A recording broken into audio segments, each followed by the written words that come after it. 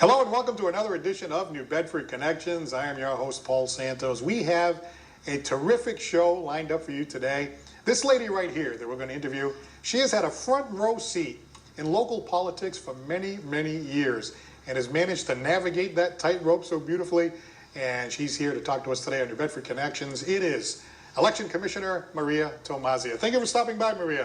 Thank you for asking me. You know, we always make the same joke. Every time we see each other, it's always election day. Exactly. That's the only time we see each other. I usually don't run into you, but today is not election day. Everything's kind of a little more calm, but I know you've served, is it almost 30 years? 32, actually. 32 years. It's 32 years. I think you commented that it was like half your life. You have been New Bedford Election Commissioner, right? When you think about it, it's been half of my life has been at City Hall. You ended up becoming the Election Commissioner, I believe it was in the Mayor Bullard year, yes, is that right? Years? Right. Tell me about that. How did you go from what you were doing before that to Election Commissioner? Well, at that point, it was the sense that I had a good reputation of providing constituency services. Right. So that's what politicians like to say, constituent services.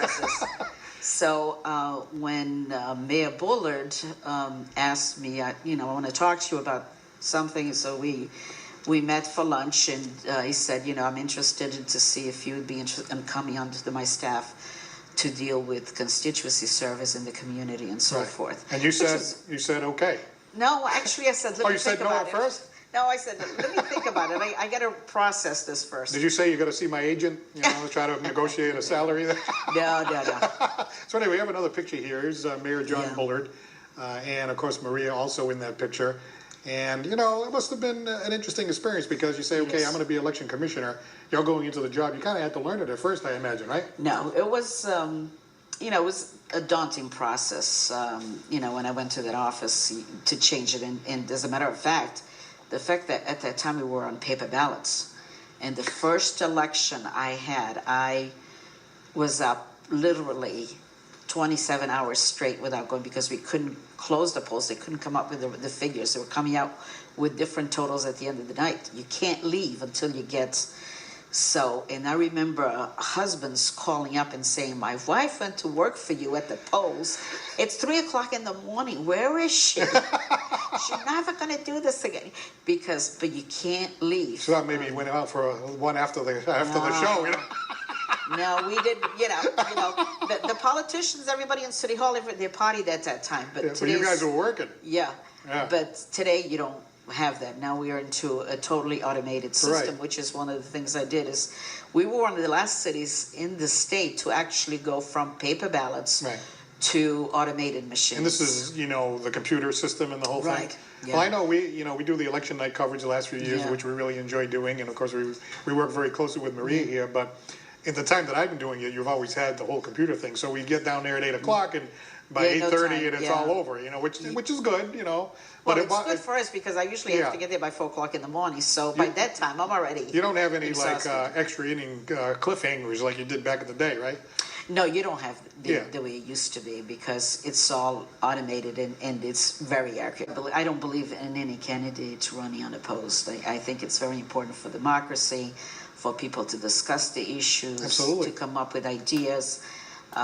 So that's what I like to see is when there's a lot of participation. Right. Well, here's the thing. Unfortunately, our political discourse has gotten a little, I don't know, it hasn't been a very polite political discourse. No, it's not. But here in the local area, obviously, there is partisanship.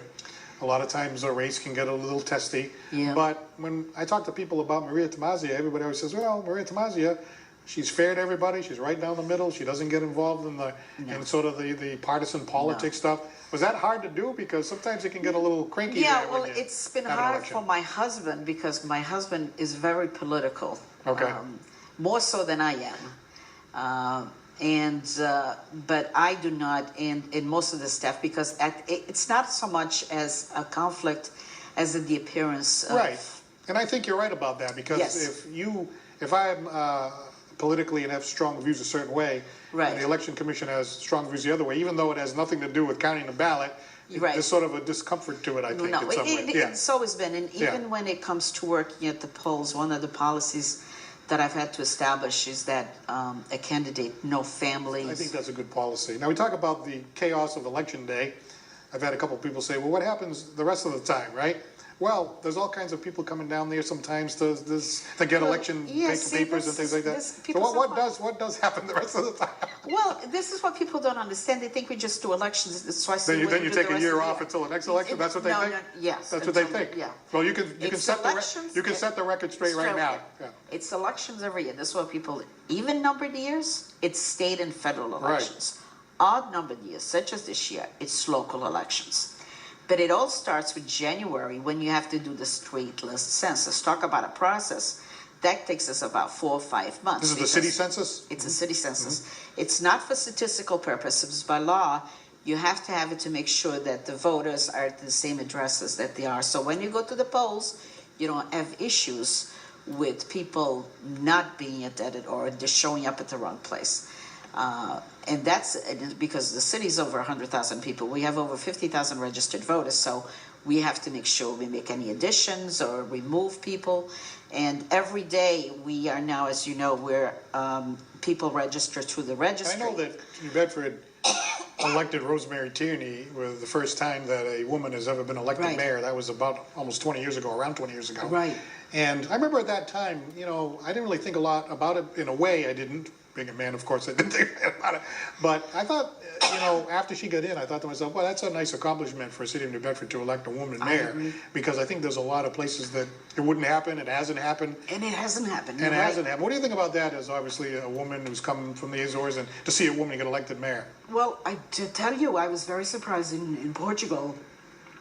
The women have made more progress than is in the United States. Imagine that. The old country is ahead of America in a lot of ways. Can you believe that? They've made tremendous success, especially women. Right. Well, I think that's fantastic. Yeah, I agree. And I would like to see a lot more women be in politics. I think the woman has a totally different perspective when it comes to deciding organization and so forth. Really?